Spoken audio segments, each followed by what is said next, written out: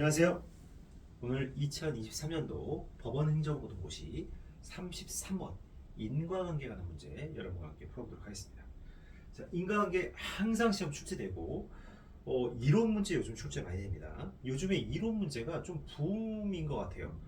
혹시 시험마다 이론 문제가 꼭 들어가 있더라고요. 보면 왜 그런지 모르겠는데 요즘 이론 문제 정말 많이 출제하고 있어요. 너무 판례 일변도로 나온다는 어떤 그런 부분을 좀 혁파하려는 건지 이론 문제 요즘 많이 출제되더라고요. 제가 최근에 24년도 문제 좀 풀어보고 있는데 굉장히 이론 문제 많이 나오고 있어요. 그리고 인과관계는 이론 문제 항상 나오는 부분 중에 하나예요. 뭐 절충설, 뭐 상당 인과관계설, 뭐 합법적 대체행위 이론 이런 부분들이 굉장히 많이 출제되고 또 판례도 많이 출제됩니다. 그래서 인과관계도 매년 한 문제 정도씩은 이 총론의 어떤 중요한 토픽으로 시험에 잘 출제되니까 여러분 잘 봐두셔야 됩니다.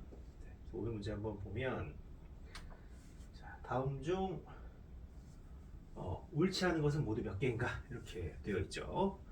자, 그래서 기억 보시면 의사가 설명 의무를 위반한 채 의료 행위를 하였다가 환자에게 상해 또는 사망의 결과가 발생한 경우 의사에게 업무상 과실로 인한 형사책임을 지우기 위해서는 의사의 설명 의무 위반과 환자의 상해 또는 사망 사이에 상당 인과관계가 존재해야 된다.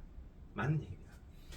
이 설명 의무 위반, 설명 의무를 제대로 이행하지 못해가지고 환자가 죽었다라고 하기 위해서는 의사에게 형사책임, 이걸 지기 위해서는 이 설명 의무를 이행했더라면 환자는 사망하지 않았을 것이라는 점이 입증돼야 되는 거예요. 네, 그래서 생각보다 설명 의무 위반 때문에 의사가 처벌되는 경우는 드물어요. 설명 의무를 이행하지 않았다 하더라도 설명 의무를 이행하지 않았다, 죄송합니다. 했다 하더라도 수술에 응했을 것입니다. 라는 결론이 도출되는 경우가 많아요. 따라서 설명 의무를 이행했더라도 환자는 수술을 받았을 것이라면 이런 사람한테 어떻게 우리가 처벌을 할 수 있겠어요? 설명 의무를 하든 안 하든 환자는 수술을 받았을 것이고, 그렇죠? 따라서 근데 환자가 죽었어. 근데 설명 의무 위반 때문에 죽었다? 이거는 논리관계가 성립 안 하잖아요. 설명 의무를 이행했더라면 무조건 환자가 나는 수술을 안 할 겁니다라고 할 정도의 개연성이 도출돼야 된다는 거예요. 그렇지 않은 이상은 이거는 인과관계를 인정하기 어렵다. 그래서 이거 하는 얘기입니다. 그다음 안면 및 흉부. 자, 얼굴, 안면기 흉부는 흉부에 대한 구타는 생리적 장애에 중대한 영향을 줄 뿐만 아니라 신경에 강대한 자극을 줌으로써 정신의 흥분과 이에 따른 혈압의 항진을 초래하여 뇌일혈을 야기케 할 수 있고 이는 누구든지 예견할 수 있는 일이므로 구타와 뇌일혈 사이에는 인과관계가 있다. 네, 이거는 판례를 모르는 처음 형법을 공부하는 사람도 풀 수 있을 것 같아요. 얼굴하고 가슴을 세게 쳤을 경우에 이 혈압 상승이라든지 여러 가지 몸의 생리적 변화로 인해서 뇌의 어떤 혈관이 터질 수 있다. 이거는 어느 정도 인과관계가 있다고 보여요. 그죠? 왜냐면 정말로 가슴과 얼굴은 핏줄이 엄청나게 많이 지나가는 곳이잖아요. 그래서 어디 하나가 터질 수 있다는 거예요. 이것도 맞다. 이건 강간 피해자가 집에 들어가 음독 자살한 경우 강간행위와 자살 사이의 인과관계를 인정할 수 있다? 이건 안 돼요. 우리가 강간을 당했을 때 정말 죽고 싶은 마음이 들 수 있어요. 정말 죽고 싶은 마음이 드는데 그렇다고 하더라도 강간을 당한 사람이 모두 음독 자살하는 것은 아니라는 거예요. 케이스 바이 케이스를 봐야 되겠지만 지금 대부분 우리 판례는 강간과 관련해 가지고 자살했다고 해서 이 자살 여기까지 인과관계를 인정해서 뭐 강간치사를 인정하는지 이렇게는 못하고 있어요. 그래서 이건 틀렸다.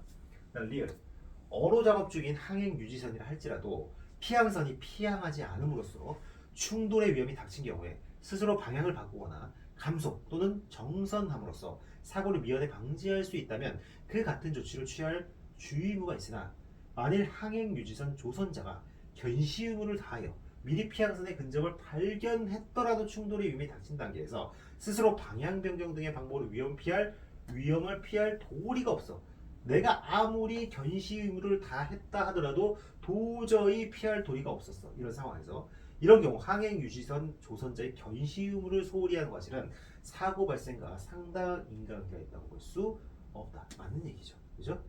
자, 굉장히 중요한 부분이에요. 만일 여기서부터가 중요해요. 만일 항행 유지선 조선자가 견시 의무를 다하여 미리 피항선의 근접을 발견했더라도 충돌이 위험이 닥친 단계에서 도저히 위험을 피할 도리가 없었다는 거예요. 그렇다면 견시 의무가 이 위험을 피할 수 있는 이 결론과 어떤 인과성이 없다는 거예요. 따라서 항행 유지선 조선자의 견시 의무를 소리한 과실과 사고 발생은 인과관계가 없는 게 되는 거예요. 견시 의무를 다해서 피할 수 있었다면 견시 의무와 이 사고 발생과는 인과관계가 있겠지만 견시 의무랑 관계없이 이거는 이 상황에서는 무조건 죽을 수밖에 없었어. 죽는다는 게 아니라 사고가 날 수밖에 없었어. 이랬다면 이거는 인과관계가 있다고 볼 수 없는 거죠. 다음 미음. 피고인이 주먹으로 피해자의 복부를 일회 광타해서 장파열로 인한 복막염으로 사망케 하였다면 비록 의사의 수술 지연 등 과실이 피해자 사망의 공동 원인이 되었다 하더라도 피고인의 행위가 사망의 결과에 대한 유력한 원인이 된 거죠. 물론 다른 수술 지연이라는 과실이 개입되었지만 가장 중요한 건 뭐예요? 복부 강타에 의한 장파열이잖아요. 그죠? 따라서 이런 경우에 그 폭력 행위와 치사의 결과 간에 인과관계를 있다고 할 것이어서 피고인은 피해자의 사망 결과에 대해 폭행치사죄의 죄책을 받을 수 없다. 맞는 얘기입니다. 따라서 옳지 않은 것은 요 하나가 되겠네요. 디귿. 그래서 답은 1번이 되겠네요. 그래서 답은 2번이네요. 2번 한 개.